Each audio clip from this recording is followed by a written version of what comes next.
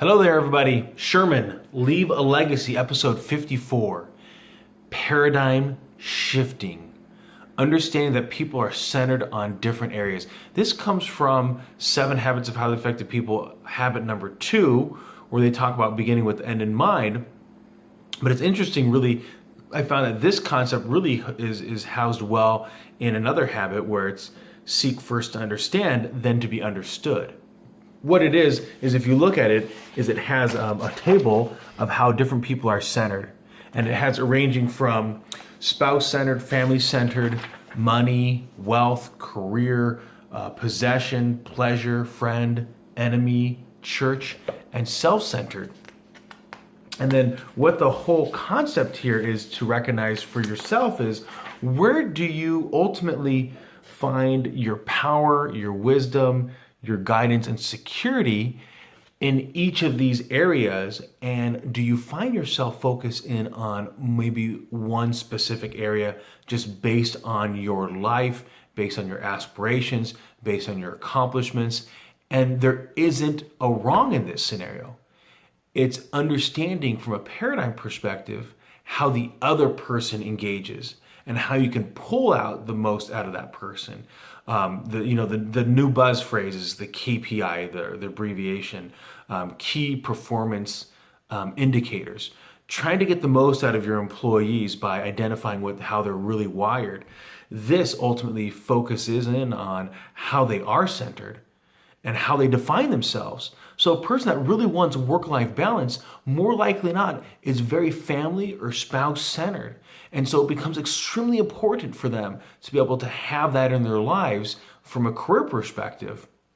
At the same time, if someone's a little more money hungry, not that there's anything wrong with that. I think money hungry has a negative connotation to it. What I'm saying by that is that that's really what motivates them. That's really what gets them out of bed. That's really why they bust their hump to be able to get to that next promotion, is because it comes with another price tag to it. And once you can ask the right questions as a leader, as an entrepreneur, to be able to find out from your employees how they're really wired, it'll help you to get the most out of them.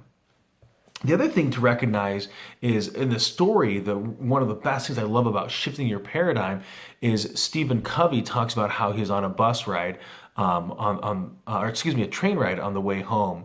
And these kids were just really unruly on the train car. And he looks over and there's this dad just kind of beside himself, just kind of staring off into the distance, not even noticing that his kids are really, kind of acting a ruckus there in the train car. And so he decides, I'm going to go talk to this guy and just let him know that his kids are acting a little out of control.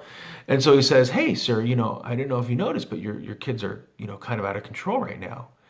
And he kind of looked up and shockingly and kind of out of his daze and says, "Oh, I'm sorry. We just came back from I didn't even notice. We just came back from the hospital where my wife died. The boy, the children's mom passed away. I didn't notice."